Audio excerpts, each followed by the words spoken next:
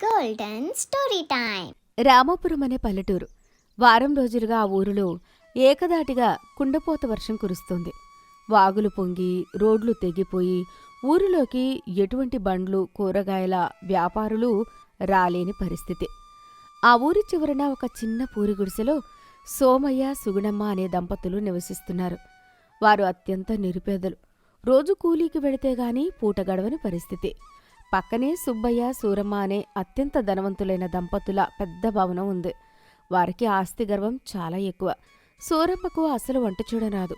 అన్నీ పనివాళ్లే చేస్తారు. కానీ వర్షాలకు పనివాళ్ళెవ్వరూ రావడం లేదు.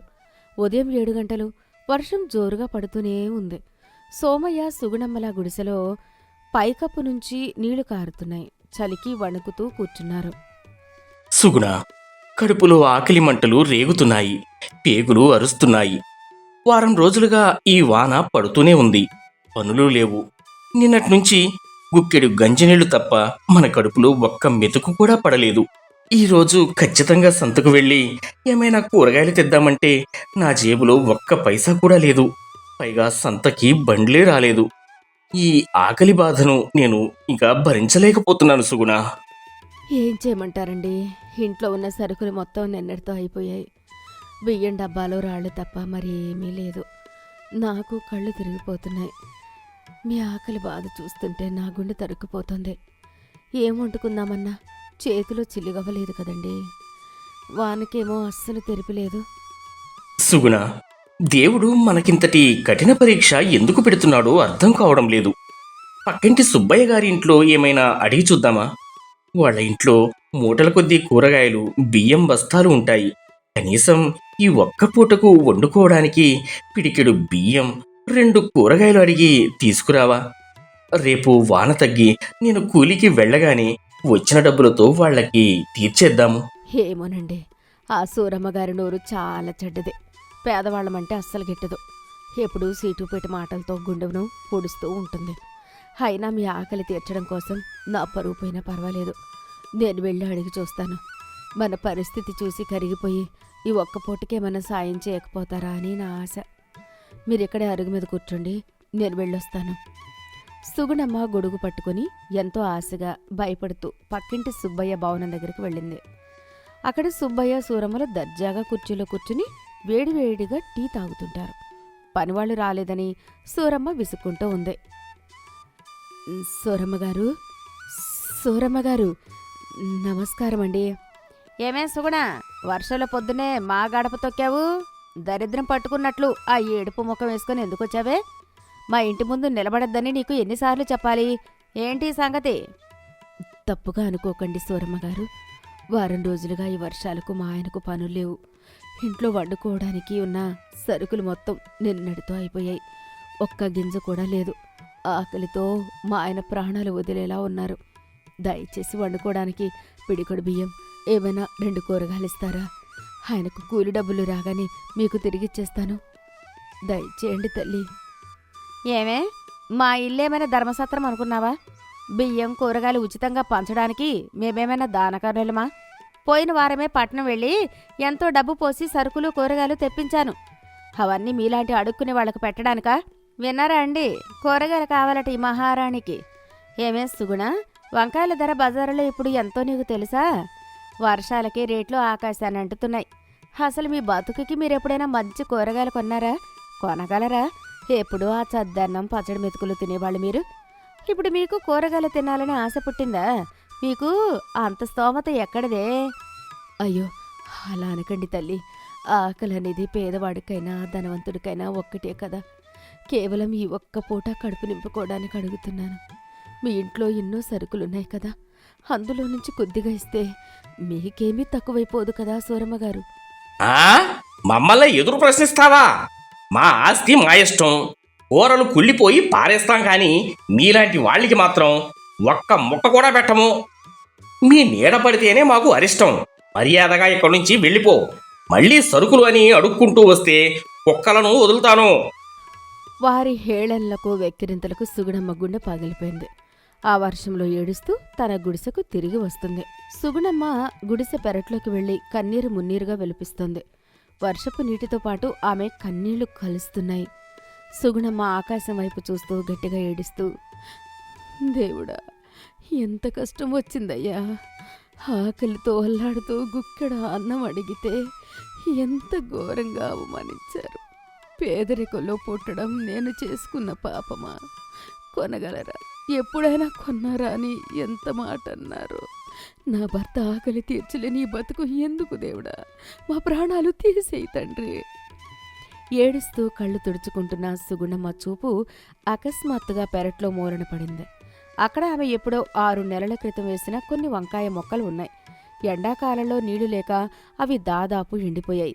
కానీ ఇప్పుడు ఆ మొక్కలను చూడగానే ఆమెకు నోట మాట రాలేదు.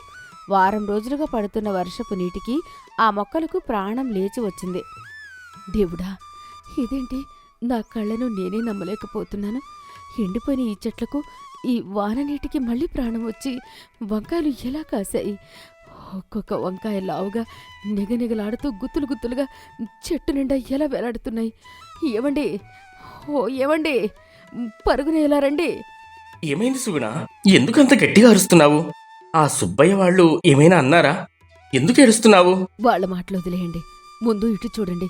మన పెరట్లో ఎండిపోయిన ఈ చెట్ల మీదకు చూడండి. అరెరే సుగుణ, ఇదెక్కడి వింత? ఇన్ని వంకాయలా? ఎంత అందంగా, ఎంత లేతగా ఉన్నాయో. అసలు ఇది కలనా లేక నిజమా? మొన్నటి వరకు ఇక్కడ ఆకులు కూడా లేవు కదా సుగుణ? కల కాదండి, ఇది ముమ్మాటికి నిజం. ఆ సూరమ్మ గారు నన్ను కూరగాయలు కొనే స్తోమత ఉందా అని హేళన చేసినప్పుడు నా గుండె రగిలిపోయింది. ఆ భగవంతుడు నా కన్నీళ్లను చూశాడు. ఎప్పుడో మనం వేసిన ఈ మొక్కలకు ఈ వాన నీరు పోసి మన ఆకలి తీర్చడానికి ఆ దేవుడే స్వయంగా ప్రసాదంగా ఈ వంకాయలను పంపాడు. పేదవాడికి దేవుడే దిక్కని ఈరోజు రుజువైంది. నిజమే సుగుణ. ఆ పక్కింటి వాళ్ళ ధనగర్వం ముందు ఈ ప్రకృతి దయ ఎంతో గొప్పదో చూశావా? ఇంకా ఆలస్యం చేయకు సుగుణ. ఈ దేవుడి ప్రసాదాన్ని కోసి అద్భుతమైన కూర వండు. ఈరోజు మన కడుపు నిండా పండగే. మన దగ్గర దాచి ఉంచిన కాస్త బియ్యం ఉన్నాయి, అవి కూడా అన్నం వండేయి. సుగుణమ్మ ఎంతో ఆనందంగా ఆ లేత వంకాయలను కోసి కొండలో వంట మొదలు పెడుతుంది. కారం, ఉప్పు దట్టించి కాస్త పాత చింతపండు పులుసు వేసి ఎంతో కమ్మగా వండుతుంది. వర్షపు గాలికి ఆ వంకాయ కూర ఉడుకుతుంటే వచ్చే సువాసన ఆ గుడిసంతా వ్యాపించి బయటకు వెళ్ళిపోతుంది. అబ్బా సుగుణ, ఏమిటా వాసన? వంకాయ కూర ఉడుకుతుంటేనే నా ప్రాణం లేచి వస్తోంది. త్వరగా వడ్డించు సుగుణ. సరిగ్గా అదే సమయంలో పక్కనే ఉన్న సుబ్బయ్య భవనంలో పరిస్థితి దారుణంగా ఉంది. సూరమ్మకు అస్సలు వంట చేయడం రాదు. ఎప్పుడూ పనివాళ్లే వంట చేస్తారు. వారం రోజులుగా పడుతున్న కుంభవృష్టి వానకు పనివాళ్ళెవ్వరూ రావడం లేదు. ఇంట్లో ఉన్న కూరగాయలన్నీ కుళ్ళిపోయాయి. ఏమండి, వర్షం ఎంత భయంకరంగా పడుతోందో చూసారా? ఇంట్లో ఉన్న కూరగాయలన్నీ కుళ్ళిపోయాయి. పనివాళ్ళు రాలేదు. నాకు వంట చేయడం అస్సలు రాదు. ఈరోజు తినడానికి ఇంట్లో ఒక్క ముద్ద కూడా లేదు. సూరమ్మా, ఈ వర్షానికి ఊళ్ళో ఒక్క దుకాణం కూడా తీయలేదు. బియ్యం ఉండి ఏం లాభం? వట్టి అన్నం ఎలా తినగలం? కనీసం పచ్చడి కూడా లేకుండా చలికి కడుపు మండిపోతుంది. ఆకలితో నా ప్రాణాలు పోయేలా ఉన్నాయి. అదే సమయానికి పక్కన ఉన్న సోమయ్య గుడిసెలో నుంచి వస్తున్న వంకాయ కూర సువాసన గాలికి కొట్టుకుంటూ సూరమ్మ భవనంలోకి వచ్చింది. సూరమ్మ ముక్కు పీలుస్తూ, ఏమండి, గాలికి ఆ సోమయ్య వాళ్ళ ఇంటి వైపు నుంచి భలే మంచి వంకాయ వాసన కూర వస్తోందండి. వాళ్ళ గుడిసెలో అద్భుతమైన కూర వండుతున్నట్లున్నారు. ఆ వాసన పీలుస్తుంటే నా ఆకలి 10 అవుతోంది. నాకు ప్రాణం పోయేలా ఉందండి ఆకలికి. వాళ్ళ దగ్గర వంకాయ కూర ఎక్కడి నుంచి వస్తుంది? వాళ్ళ ఇంట్లో ఏమీ లేదని ఉదయమే కదా నువ్వు అన్నావు. వాళ్ళని తిట్టావు. అయినా ఏమో, ఆ వాసన నిజంగానే అక్కడి నుంచే వస్తుంది. కానీ ఇప్పుడు ఏ ముఖం పెట్టుకుని వాళ్ళ దగ్గరకు వెళ్తాము సూరమ్మ? ఎప్పుడైనా కొన్నారా, కొనగలరా అని ఉదయమే వాళ్ళని ఎంత ఘోరంగా ఎగతాళి చేశాము. ఇప్పుడు వాళ్ళ గడప తొక్కి అడుక్కుంటే మన పరువు ఏమైపోవాలి? పరువు కోసం ఆకలితో ప్రాణాలు తీసుకుంటామా అండి? ఆ ఆకలి మంటల ముందు మన ఆస్తి, అహంకారం ఏమీ పనికి రావడం లేదు. మన దగ్గర డబ్బున్నా ఈరోజు తినడానికి లేదు. వాళ్ళ దగ్గర దేవుడిచ్చిన మనసుంది. అలాగే మన దగ్గర బియ్యం ఉన్నాయి. వాళ్ళ దగ్గర కూర ఉంది. పదండి, తప్పు చేశామని ఒప్పుకుందాం. మన దగ్గర ఉన్న బియ్యం వాళ్ళకిచ్చి అన్నం వండమని అడుగుదాం. లేదా కనీసం ఆ వాసన వస్తున్న కూరైనా ఇంత పెడతారేమో అడుగుదాం. నాకు ఆకలి తట్టుకోలేనంతగా ఉంది. సూరమ్మ సూరయ్యలు తమ అహంకారాన్ని పక్కన పెట్టి ఒక పెద్ద గిన్నె నిండా సన్న బియ్యం పట్టుకొని వర్షంలో తడుచుకుంటూ పరుగున సోమయ్య గుడిసె వద్దకు వస్తారు. సోమయ్య, ఓ సోమయ్య, తలుపు తీయవయ్యా, మేము మీ పక్కింటి వాళ్ళం. సుబ్బారావు గారు, సూరమ్మ గారు, మీరా? ఉదయం మమ్మల్ని గెంటేశారు, మళ్ళీ ఈ కుండపోత వర్షంలో చేతిలో గిన్నెతో ఇలా వచ్చారేంటి? పైగా చలికి వణుకుతున్నారు. ముందు లోపలికి రండి. సుగుణమ్మ, మమ్మల్ని క్షమించు తల్లి. ఉదయం నువ్వు ఆకలితో అడగడానికొస్తే నీ పేదరికాన్ని చూసి ఎగతాళి చేశాను. వంకాయల ధర తెలుసా, కొనగలరా అని నిన్ను వెక్కిరించాను. నా ధనగర్వంతో నిన్ను ఎంతో అవమానించాను. కానీ ఈరోజు చూడు, మా దగ్గర మూటల కొద్దీ డబ్బుంది, మూటల కొద్దీ బియ్యం ఉన్నాయి. కానీ నాకు వంట రాదు, వండుకోవడానికి ఏమీ లేక ఆకలితో పస్తులున్నాము. మీ ఇంటి నుంచి వస్తున్న ఆ కూర వాసనకు మా ఆకలి ఆపుకోలేక సిగ్గు విడిచి ఇలా మీ గుమ్మం తొక్కాము. మమ్మల్ని కాదని గెంటేకండి తల్లి. సుబ్బయ్య చేతిలో ఉన్న బియ్యం గిన్నెను సుగుణమ్మ ముందు పెట్టాడు. అవును సోమయ్య, డబ్బు ఉంటే ఏమైనా చేయొచ్చు అనుకున్నాను. కానీ ఆకలిని డబ్బుతో కొనలేము అని ఈ వర్షం నాకు నేర్పించింది. మా ఇంట్లో బియ్యం ఉన్నాయి, కానీ కూర లేదు. మీ దగ్గర కూర ఉంది, కానీ అన్నం లేదని అర్థమైంది. దయచేసి ఈ బియ్యంతో అన్నం వండి మీ వంకాయ కూరతో మాకు కూడా ఇంత భోజనం పెట్టి పుణ్యం కట్టుకోనాయనా. నేను మిమ్మల్ని ఎంతో చులకన చేశాను. నా తప్పు నేను తెలుసుకున్నాను. దయచేసి మా కడుపులో ఇంత అన్నం కూర వేసి పుణ్యం కట్టుకోనాయనా. సుగుణమ్మ ఎంతో ప్రశాంతంగా చిరునవ్వుతో ఆ బియ్యాన్ని తీసుకుంది. అయ్యో సుబ్బయ్య గారు, సూరమ్మ గారు, దండాలు పెట్టుకండి. మీరు పెద్దవాళ్ళు. ఆకలి అనేది అందరికీ ఒకటే బాధనిస్తుంది. అందులో పేద ధనిక భేదాలుండవు. మీరు ఉదయం అన్న మాటలను మనసులో పెట్టుకుని మిమ్మల్ని ఇప్పుడు కాదంటానా? నా ఆకలి బాధ ఏంటో నాకు తెలుసు. దేవుడు మీకు బియ్యం ఇచ్చాడు, మాకు వంకాయలిచ్చాడు. ఈ రెండూ కలిస్తేనే కదా కడుపు నిండేది. ఇప్పుడే ఈ బియ్యంతో వేడివేడిగా అన్నం వండుతాను. అందరం కలిసి తిందాం. రండి, కూర్చోండి. అవును సుబ్బయ్య గారు, పేదవాడి గుడిసెలో ఆస్తి లేకపోవచ్చు, కానీ ఇంటికి వచ్చిన వాళ్లకు అన్నం పెట్టే విశాలమైన మనసు ఉంటుంది. మీకేమీ బిడియం వద్దు అని అంటాడు. కొద్దిసేపటికి సుగుణమ్మ వేడివేడిగా అన్నం వండి విస్తరాకులు వేసి సుబ్బయ్య సూరమ్మలకు ఎంతో ప్రేమగా వంకాయ కూర వడ్డిస్తుంది. ఆ ఆకలితో ఉన్నవారు ఆ కూరను అమృతంలా తింటారు. సుగుణమ్మ, ఈ కూర అమృతంలా ఉంది తల్లి. నా జీవితంలో ఇంత రుచికరమైన కూర నేను ఎప్పుడూ తినలేదు. మీ గొప్ప మనసు ముందు మా డబ్బు ఎంత దిగజారిపోయిందో నాకిప్పుడు అర్థమైంది. మమ్మల్ని క్షమించారు చూడు. మీరే అసలైన ధనవంతులు తల్లి. నిజమే సోమయ్య, నీ దయాగుణం మా అహంకారాన్ని పూర్తిగా కడిగేసింది. ఈరోజు మీరు వడ్డించిన ఈ అన్నం కేవలం మా ఆకలిని మాత్రమే తీర్చలేదు, మా కళ్ళు తెరిపించింది. ఇక మీదట ఎప్పుడూ నా ఆస్తిని చూసి గర్వపడను, మనుషుల్ని చులకనగా చూడను. మీ రుణం ఈ జన్మలో తీర్చుకోలేను. ఆ తర్వాత వర్షం తగ్గాక సుబ్బయ్య తన తప్పు తెలుసుకుని సోమయ్యకు ఎంతో సహాయం చేశాడు. ధనవంతుల బియ్యం, పేదవాడి వంకాయ కూర ఆ ఊరిలో ఒక కొత్త స్నేహానికి పునాది వేశాయి. కథలోని నీతి: డబ్బు ఆస్తులు శాశ్వతం కాదు. ప్రకృతి ముందు, ఆకలి ముందు మనిషి గర్వం ఎందుకు పనికిరాదు. ఇతరుల పేదరికాన్ని చూసి ఎగతాళి చేయడం, వెక్కిరించడం మహాపాపం. కాలం ఎప్పుడూ ఒకేలా ఉండదు. డబ్బుతో ఆకలిని కొనలేము. తమను ఎంతగా అవమానించినా ఎదుటివారి ఆకలిని చూసి మనసులో కక్ష లేకుండా అన్నం పెట్టడమే మానవత్వానికి అత్యున్నత శిఖరం. 1900 నాటి గోదావరి జిల్లా పాలకొల్లు గ్రామం. ఆ ఊరిలో కృష్ణయ్య, రామి దంపతులు ఒక చిన్న పెంకుటింట్లో అన్యోన్యంగా జీవిస్తుంటారు. కృష్ణయ్యకు ఉన్న 2 ఎకరాల కౌలు పొలమే వాళ్ల జీవనాధారం. కృష్ణయ్య చాలా అమాయకుడు, ఎవరితోనూ గొడవ పెట్టుకోడు. కానీ వాడి భార్య రామికి నోటి దురుసు ఎక్కువ. ఎప్పుడూ పక్కింటి వాళ్లతో పోల్చుకుని వాళ్లలా తనకు బట్టలు, నగలు లేవని కృష్ణయ్యను సాధిస్తూ ఉంటుంది. ముఖ్యంగా పక్కింటి సుబ్బులు తన మొగుడు తెచ్చిచ్చిన నగలను చూపిస్తూ రామికి రోజు కడుపుమంట పుట్టిస్తూ ఉంటుంది. ఒకరోజు ఉదయం రామి వాకిలు ఊడుస్తూ ఉండగా సుబ్బులు కావాలని తళతళా మెరుస్తున్న కొత్త బంగారు ముక్కు పుడక పెట్టుకుని వస్తుంది. ఏమే రామి, వాకిలు ఊడుస్తున్నావా?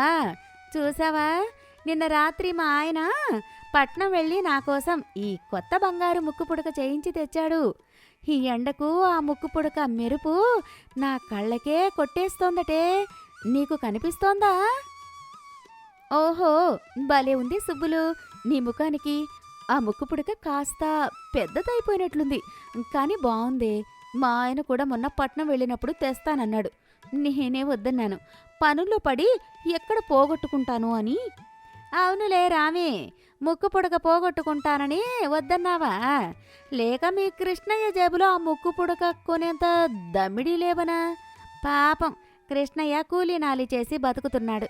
నీకు బంగారు నగలు ఎక్కడి నుంచి తెస్తాళ్లే? సరే, నేను లోపలికి వెళ్ళి పనులు చూసుకుంటాను. ఈ ముక్కు పుడక బరువుకి నా ముక్కు లాగేస్తోంది. సుబ్బులు నడుం తిప్పుకుంటూ లోపలికి వెళ్ళిపోయింది. ఆమె అన్న ఆ చులకన మాటలకు రామికి ఎక్కడలేని కోపం, పౌరుషం వస్తాయి. రామి తనలో తాను, ఓసిని దుంపతెగ, నీ మొగుడు తెచ్చిన ముక్కు పుడక చూసుకొని ఎంత కురుకుతుందో చూడు. నేనేమి ఈ మొగుడిని కట్టుకొని ఈ పెంకుటింట్లో ముగ్గులు పెట్టుకుంటూ బతుకుతున్నాను. నా ముఖానికి కనీసం ఓ చిన్న ముక్కు పుడకైనా కొనివ్వలేకపోయాడు. అప్పుడే కృష్ణయ్య భుజాన పారవేసుకుని అమాయకంగా నవ్వుకుంటూ పొలానికి వెళ్లడానికి బయటికి వస్తాడు. ఏమే రామి, పొలానికి వెళ్తున్నాను. మధ్యాహ్నం ఆ మామిడికాయ పప్పు, వడియాలు తీసుకుని సర్ది పట్టరా. ఏవండి, మీకు పప్పు వడియాలు తప్ప ఇంకేం గుర్తుకురావా? పెళ్ళం ఒక పక్క ఏడుస్తుంటే కడుపు నిండా సద్ది కావాలట. పక్కింటి సుబ్బులు మొగుడు వాళ్ళ ఆవిడకు బంగారు ముక్కు పుడక చేయించాడు. ఆవిడ వచ్చి నా కళ్ళ ముందే కులుకుతూ వెక్కిరించిపోయింది. నేనేమో ఇలా బోసి ముక్కుతో ఈ చిరిగిన చీరలతో బతకాలా? అయ్యో రామి, ఆ సుబ్బులు మాటలు నువ్వెందుకు పట్టించుకుంటావే? ముక్కు పుడక లేకపోతే ఏమైంది? నువ్వు ఎలా బోసి ముక్కుతోనే నా కంటికి మహాలక్ష్మిలా ఉంటావే. అసలు బంగారంతో పనేముంది మనకి? హా, చెబుతారులే, మాటలకేముంది, కోటలు దాటుతాయి. నేను పుట్టింటికి వెళ్ళినప్పుడు కూడా మా ఆడపడుచులు కూడా నా వంక జాలిగా చూస్తున్నారు అని ఏడుస్తుంది. యాడోకు రామి, నువ్వు కన్నీళ్లు పెట్టుకుంటే నా గుండె తరుక్కుపోతుందే. మనది పేద బతుకు కదా. కానీ నువ్వు ఇన్ని మాటలు అన్నాక నేను ఊరుకుంటానా? నా పరువు పోయినా పర్వాలేదు, కానీ నీ పరువు నేను వీధిలో పడనివ్వను. దేవుడి మీద ఒట్టు రామి, ఎలాగైనా సరే వచ్చే పౌర్ణమి నాటికి నీకు ఆ సుబ్బులు కంటే పెద్ద బంగారు ముక్కు పుటక నా చేతులతో స్వయంగా చేయించి తీసుకొస్తాను. నిజంగానే తెస్తారా? లేక నా ఏడుపు ఆపడానికి అబద్ధాలు చెప్తున్నారా? ఈ కిట్టయ్య మాట ఇస్తే వెనక్కి తీసుకోడు రామి, నువ్వు చూస్తుండు అని చెప్పి కృష్ణయ్య పొలానికి బయలుదేరుతాడు. రామి ఆనందంతో లోపలికి వెళ్ళిపోతుంది. భార్యకు మాటైతే ఇచ్చాడు, కానీ ఆ ముక్కు పుడక చేయించడానికి కనీసం 50 రూపాయలు కావాలి. కృష్ణయ్య దగ్గర చిల్లిగవ్వలేదు. ఏం చెయ్యాలో పాలుపోని కృష్ణయ్య ఒక నిర్ణయం తీసుకున్నాడు. పగలు తన పొలంలో కష్టపడి రాత్రిళ్ళు పక్క ఊర్లో ఉన్న పెద్ద జమీందారు గారి బెల్లం ఆడింపు దగ్గర రాత్రంతా నిద్రపోకుండా అదనపు కూలీగా పనికి కుదిరాడు. పగలు పొలం పని, రాత్రంతా గానుగ పని చేయడంతో కృష్ణయ్యకు నిద్ర కరువైంది. ఉదయం ఇంటికి రాగానే అలసటతో మంచం మీద పడి గుర్రు పెట్టి నిద్రపోయేవాడు. రామికి కృష్ణయ్య రాత్రి పనికి వెళ్లే విషయం తెలీదు. పగలు కృష్ణయ్య నిద్రపోవడం చూసి ఆమెకు ఎక్కడలేని కోపం వస్తుంటుంది. ఏమండి, కళ్ళు తెరవండి, ఎండ నడినెత్తికొచ్చింది. పగలంతా ఇలా పడి నిద్రపోతున్నారేంటి? పొలానికి నీళ్ళెవరు పెడతారు? రామి, నా ఒంట్లో ఏమాత్రం ఓపిక లేదే. నడుం విరిగిపోతుంది. ఇంకో గంట పడుకోనివ్వవే. ఓహో, పగలు ఇంతింతసేపు పడుకుంటే నాకు ముక్కు పుడక ఏ ఆకాశం నుంచి రాలిపడుతుందండి? పౌర్ణమికి ముక్కు పుడక తెస్తానని ప్రగల్భాలు పలికింది మీరేగా. పడుకున్నది చాలు, లేవండి. ముక్కు పుడక మాట గుర్తుకు రాగానే కృష్ణయ్యకు నిద్ర ఎగిరిపోతుంది. పాపం, వళ్ళు నొప్పులు ఉన్నా బలవంతంగా లేచి భోజనం చేసి మళ్లీ పనులకు పరిగెడతాడు.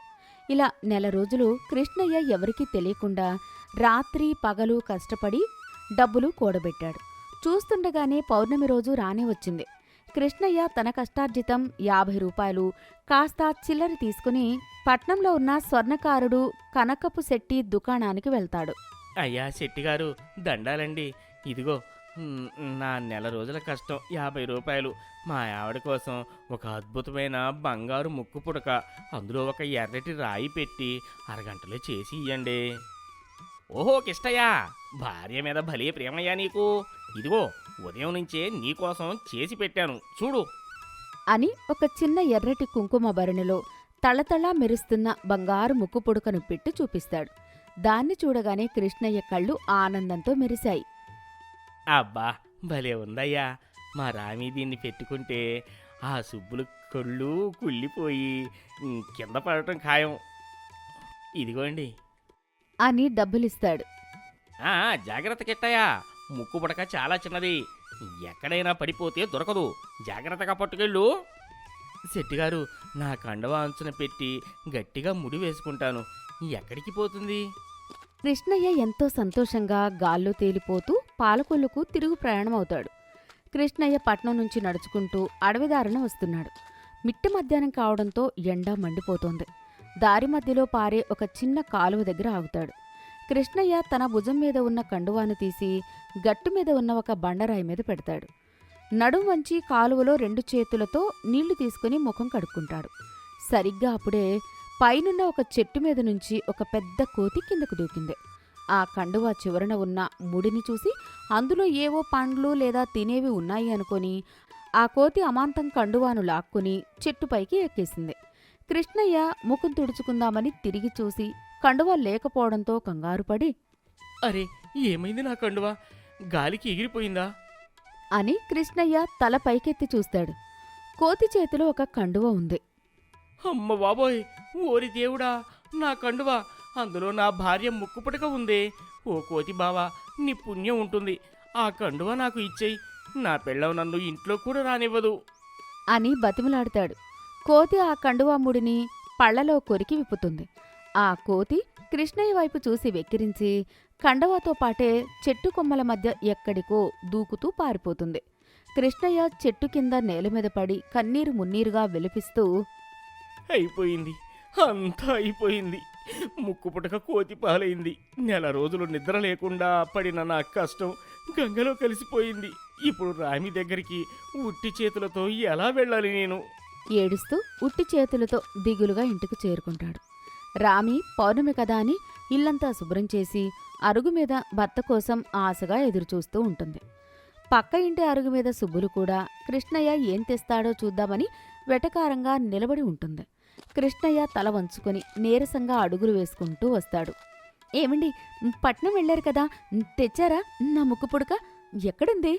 ఇవ్వండి త్వరగా, పెట్టుకుని ఆ సుబ్బులకి నా ముఖం చూపిస్తాను. రామి, అది నన్ను క్షమించవే రామి, నేను నీ ముక్కు పుడక తెద్దామని వెళ్ళాను, శెట్టి దగ్గర ముక్కు పుడక చేయించాను, కానీ దారిలో ముఖం కడుక్కుందామని కండువ గట్టున పెడితే ఒక దొంగ కోతి వచ్చి ఎత్తుకుపోయింది. నేను ఎంత బతిమాలినా ఇవ్వకుండా చెట్టెక్కి పారిపోయింది రామి, నన్ను క్షమించు రామి. ఆ మాట వినగానే సుబ్బులు పక్కపక్క నవ్వడం మొదలుపెట్టింది. విన్నావాటే రామి, నీ మొగుడు చెప్పే నాటకం. పట్నం వెళ్ళానని చెప్పి ఆ డబ్బుతో ఎక్కడైనా పేకాటాడి డబ్బులు తగలేసి ఉంటాడు. ముక్కు పొడగ లేదు, పల్లేరు లేదు, కోతి ఎత్తుకుపోయిందట కోతి. నీ బతుకు ఎక్కడికి ఈ బోసి ముక్కుతోనే రామి అని లోపలికి వెళ్ళిపోతుంది. ఆ మాటలు రామి గుండెల్లో ఈటెల్లా గుచ్చుకుంటాయి. చూసారా నా పరువు బజార్లో ఎలా తీశారో? కోతి ఎత్తుకుపోయిందట. నాకు తెలుసు, ఈ నెల రోజులు పగలు మంచం మీద బద్దకస్తుల్లా గురక పెట్టి నిద్రపోయారు కదా, కనీసం ఆ పౌర్ణమి పండుగ నాడైనా తెస్తారని ఆశపడ్డాను. నా ఆశల మీద నీళ్లు చల్లారు. ఇక నా జీవితంలో మిమ్మల్ని ఏమీ అడగను, వెళ్ళిపోండి నా కళ్ళ ముందు నుంచి. రామి, దేవుడి మీద ఒట్టు, నేను అబద్ధం చెప్పడం లేదే, నేను నిన్ను మోసం చేయలేదు, ఆ కోతి దొంగిలించింది. నోరు ముయ్యండి, ఇంకొక అబద్ధం చెప్తే నా ప్రాణాలు తీసుకుంటాను అని రామి ఏడుస్తూ ఇంట్లోకి వెళ్ళిపోయి తలుపులు వేసేస్తుంది. కృష్ణయ్య అరుగు మీదే పడుకొని రాత్రంతా తన కర్మను తలుచుకుని ఏడుస్తాడు. మరుసటి రోజు ఉదయం ఇల్లంతా నిశ్శబ్దంగా ఉంది. కృష్ణయ్య బాధగా అరుగు మీదే కూర్చుని ఉన్నాడు. రామి కోపంగా ఏడుపు మొహంతో పెరట్లోకి వెళ్ళి చీపురుతో చెత్త ఊడుస్తోంది.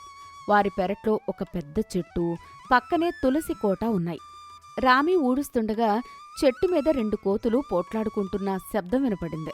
అకస్మాత్తుగా పైనుంచి ఒక పాత కండువ రాలిపోయి సరిగ్గా రామి ముందు పడుతుంది. రామి ఆశ్చర్యంగా చూసి, అరే, ఇది మా ఆయన కండువ కదా, నిన్న కోతి ఎత్తుకుపోయిందన్న కండువ. ఈ కోతులు పట్టుకుని మన పెరట్లోని చెట్టుపైకి వచ్చాయా? రామి ఆ కండువాను చేతిలోకి తీసుకుని కండువా చివరన ఉన్న గట్టి ముడిని గమనిస్తుంది. ఆ ముడిని విప్పగానే బంగారు ముక్కు పుడక తళ్ళతళ్ళా మెరుస్తూ కనిపిస్తుంది. బంగారు ముక్కు పుడక అంటే మా ఆయన నా కోసం నిజంగానే ముక్కు పుడక చేయించారా? కోతి ఎత్తుకుపోయింది అన్న మాట అబద్ధం కాదా? అప్పుడే ఆ ఊరి కంసాలి శెట్టిగారు కృష్ణయ్య కోసం వెతుక్కుంటూ వస్తాడు. అమ్మాయి రామి, కిష్టయ్య ఉన్నాడమ్మా. నిన్న ముక్కు పుడక తీసుకువెళుతూ ఆ సంతోషంలో తన గొడుగు నా కొట్లోనే మర్చిపోయాడు. అది ఇద్దామని వచ్చాను.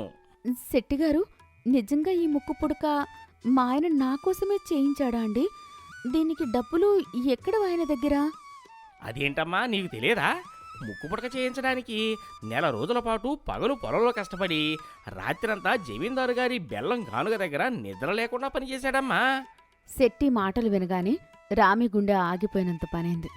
చేతిలో ఉన్న ముక్కు పుడక చూసుకుని తన భర్త తన కోసం పడ్డ కష్టం, తను అతన్ని ఎంతగా అపార్థం చేసుకుందో రామికి అప్పుడు పూర్తిగా అర్థమైంది. పగలు పడుకుంటే బద్ధకస్తుడు అని తిట్టింది. కాని రాత్రంతా తన ఆశ తీర్చడానికి గానుగ దగ్గర కష్టపడ్డానని తెలిసి ఆమె మనసు కుమిలిపోయింది. పరుగు పరుగున కృష్ణయ్య దగ్గరకు వెళ్ళింది. నన్ను క్షమించండి, నేను మహాపాపిని. పక్కింటి వాళ్ళ మాటలు విని నా దేవుడిలాంటి మొగుణ్ణి నాన్న మాటలన్నాను.